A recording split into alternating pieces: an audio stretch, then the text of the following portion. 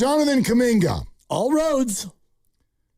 Has signed with The Lakers. The Clippers. A team in Europe? the Minnesota Timberwolves. It is a 2-year, $13 million deal with the Wolves, and it includes a player option for the second year. Wow.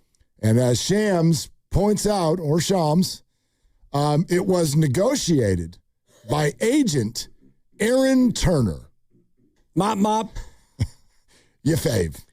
I mean, your boy. I don't really know him, and I've never interacted with him. All I was saying yesterday is he has not gotten his client a lot of money. He hasn't gotten him a Schmidt ton of cash, and so you get a 2-year, $13 million deal with an option for basically, I guess, 6.5 in year 2. And if you're Kuminga, you are hoping against hope that you don't have to opt into that. I agree with you there. What's really actually interesting about this breaking news from Shams is not, to me, the money or the team. It is the second sentence in his tweet. Kuminga will be a starter alongside Anthony Edwards, LaMelo Ball, Jaden McDaniels, and Rudy Gobert. I don't know that I can remember, quite frankly, when free agents sign, I don't know if I can remember the tweet ever finishing that way. So-and-so has signed with a blah, blah, blah, blah, blah contract. Oh, by the way, he'll be a starter, and here's the rest of the lineup. On August 26th, we're getting the starting lineup for the Wolves. Do we need to make a tunnel and play some music? Edwards, Ball, Gobert, and you said McDaniels? Jaden McDaniels. So and Kuminga. They're saying Kuminga will be the starting small forward for the Minnesota Timberwolves. Okay. And I wonder if that was like a provision in the deal, or if Aaron Turner is just, going to Shams and saying, yeah, he's going to start. They made assurances that he's going to start. Well, I mean, I would, if Shams is doing his job, he's not going to write that unless he got that covered from the team as well. I don't think he's going to write, here's the starting lineup this year for the Wolves without asking the Wolves. But maybe it's in the deal. I mean, all right. I mean, I'm sure it's a starting lineup. Like the Warriors started, 36 different starting lineups last year? That's what I'm saying. Like, I don't know how you can put this in there. The Wolves could change it in a day, but I get why it's in there. It kind of actually speaks to the triggering and the wounding of everything that has surrounded Kuminga throughout his career. I don't know right now that money or team is the most important thing to him. He wants an opportunity. Like, he's now been on 2 teams, and they haven't given him the minutes that he desires. Right. And so that must have been what I can only guess. Maybe that's what the holdup was. What took so long? I mean, the numbers were the numbers. You knew that the money was not going to be big. You just look at the landscape of the league. But what Jonathan wanted was, will you please play me? Like, play me. And so that's fascinating to me that's written in the breaking news that he's signing with the Wolves, that he will start. In the tweet, yeah. And I guess you could look at that and say, all right, he started for the Warriors at the beginning of last year, and he started, and then all of a sudden he was not starting, and he got hurt, and he wasn't really starting again. So if that was what is important to him, then good on him. And he's still such a young player that I think that if he puts in the work, he can still have a good, long career. And honestly, you look at this deal, and it's a 1-year deal with a player option. And if you're the player and you're thinking, yeah, I'm going to go out there and prove it and show exactly who I am as a player, well, then you're not going to pick up that option for $6.5 million. Kuminga reportedly chose the Wolves over offers from the Lakers, Bulls, and Blazers, bypassing a similar, this is straight from Shams, bypassing a similar starting role and $12 million plus annually over 3 years in LA to land in Minnesota for a shorter term deal and an ability to have more control of his future. There is more. Shams says over the last month, the Wolves persistently recruited Kuminga, offering their best financial tool in the taxpayer mid-level exception, plus a large on-court opportunity. Ant was apparently a major part of what they're calling a full-court recruiting press to sign Kuminga, while team president Tim Connolly traveled to Miami for a 4-hour in-person meeting with Kuminga earlier this month, along with productive conversations between Kuminga and head coach and Steiny's friend, Chris Finch. Yeah, former teammate, or at least former classmate at Franklin and Marshall. And so, yeah, good. I mean, Kuminga goes in there, and hopefully he's able to get the minutes and the spot that he really wants, because you feel for the guy. It was here, and it didn't really work out for a number of different reasons. And then it felt like he got to go to Atlanta, and like it's a new lease on life. And then it was for about a week or two, and then back to the bench and a couple of good playoff games, and then no option picked up, and he's just been kind of languishing on the open market. This is a fascinating series of tweets. You ever seen Shams do like 3 or 4 paragraphs on somebody signing for the mid-level?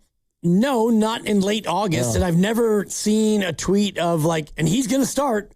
Like, okay, LeBron James goes to Philly and he's going to start. I get that. But Kuminga's going to go there and he's going to start? That must come from the agent and or the team, or both. I don't know. I don't know where it comes from, but the whole thing, look, I'm happy for Jonathan. I think that's a good basketball team, potentially at least. They've got some changes that they're undergoing, no doubt. But it's a good basketball team. If he's going to get 25 minutes a night, let's see what he can do. I'm excited to see that. This series of tweets, though, suggests to me that whoever it is that's feeding Shams the information really wants to get this idea out there that Jonathan was very wanted.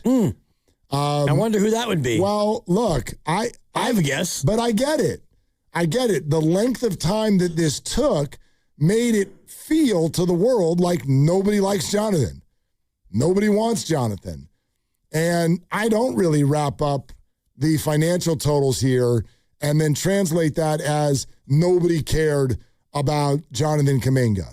I just think the landscape of the league and free agency has really, really changed.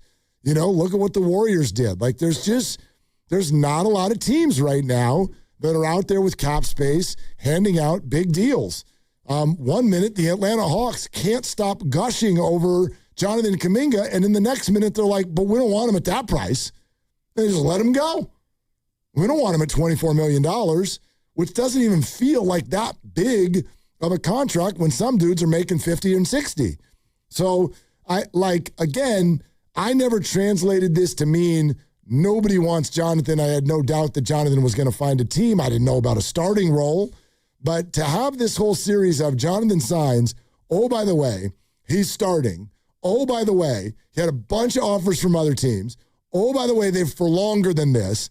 Oh, by the way, the star player wants him. Oh, by the way, the team president's dying for him. Oh, by the way, the coach loves him too. It's like, whoa, you're really trying to paint a picture here, which is fine. This can all be true, but I don't know that I've ever seen it sound like that or look like that on Twitter when somebody signs. It, to me, is a lot of backsell spinning where you had a guy who was going to make, $24 million in a team option in Atlanta, and he didn't get $24 million, and he sat there, and here we are in late August, and he settles for 2 years and $13 million. And so if you're the agent, and I don't know the agent, I don't pretend to know the agent, and I'm not saying that he's the one who is spitting all this out to Shams, but if I'm that guy and my client was standing to make $24 million on a team option, and now he's settling for 2 years and $13 million in totality, yeah, I'd be out there trying to spin every last bit of this, because think about it, Mark. If you go back to the beginning of the offseason,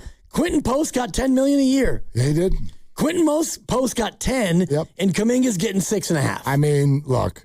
Those are just financial realities. They're facts. They don't play the same position. 7-footers who can shoot. Plus, shoot-ish. Yeah, Memphis is nuts for that But team. Kuminga's way better. Right.